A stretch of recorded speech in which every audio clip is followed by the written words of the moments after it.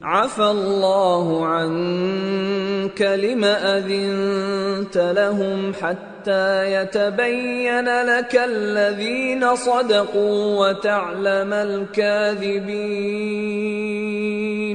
لا يستأذنك الذين يؤمنون بالله واليوم الآخر أن يجاهدوا بأموالهم وأنفسهم والله عليم بالمتقين انما يستأذنك الذين لا يؤمنون بالله واليوم الآخر وارتابت قلوبهم فهم في ريبهم يترددون. اللہ تمہیں معاف کرے. تم نے پیشتر اس کے کہ تم پر وہ لوگ بھی ظاہر ہو جاتے جو سچے ہیں اور وہ بھی تمہیں معلوم ہو جاتے جو جھوٹے ہیں. ان کو اجازت کیوں دی؟ جو لوگ اللہ پر اور روز آخر پر ایمان رکھتے ہیں وہ تو تم سے اجازت نہیں مانگتے کہ پیچھے رہ جائیں، بلکہ چاہتے ہیں کہ اپنے مال اور جان سے جہاد کریں، اور اللہ پرہیزگاروں سے واقف ہے.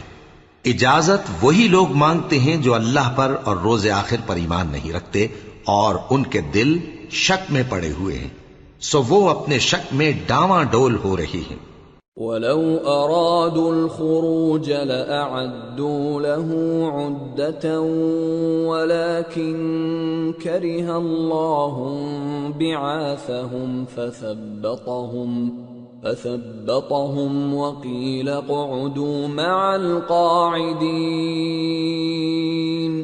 لو خرجوا فيكم ما زادوكم إلا خبالا ولأوضعوا خلالكم يبغونكم الفتنة وفيكم سماعون لهم والله عليم بالظالمين.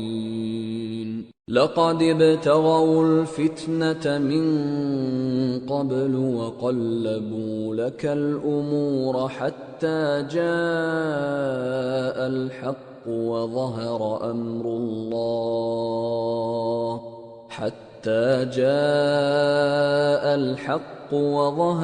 أمر الله وهم كارهون. اور اگر وہ نکلنے کا ارادہ کرتے تو اس کے لیے سامان تیار کرتے، لیکن اللہ نے ان کا اٹھنا اور نکلنا پسند ہی نہ کیا تو ان کو ہلنے جلنے ہی نہ دیا، اور ان سے کہہ دیا گیا کہ جہاں معذور بیٹھے ہیں تم بھی ان کے ساتھ بیٹھے رہو. اگر وہ تم میں شامل ہو کر نکل بھی کھڑے ہوتے تو تمہارے درمیان شرارت کرتے اور تم میں فساد ڈلوانے کی غرض سے دوڑے دوڑے پھرتے، اور تم میں ان کے جاسوس بھی ہیں، اور اللہ ظالموں کو خوب جانتا ہے. یہ پہلے بھی طالب فساد رہے ہیں اور بہت سی باتوں میں تمہارے لیے الٹ پھیر کرتے رہے ہیں، یہاں تک کہ حق آ پہنچا اور اللہ کا حکم غالب ہوا اور وہ برا مانتے ہی رہ گئے. وَمِنْهُمْ مَنْ يَقُولُ ائْذَنْ لِي وَلَا تَفْتِنِّي أَلَا فِي الْفِتْنَةِ سَقَطُوا وَإِنَّ جَهَنَّمَ لَمُحِيطَةٌ بِالْكَافِرِينَ. اور ان میں کوئی ایسا بھی ہے جو کہتا ہے کہ مجھے تو اجازت ہی دیجئے اور آفت میں نہ ڈالیے.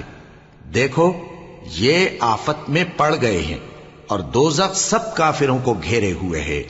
ان تصبك حسنة تسؤهم وَإِن تُصِبْكَ مُصِيبَةٌ يَقُولُوا قَدْ أَخَذْنَا أَمْرَنَا مِنْ قَبْلُ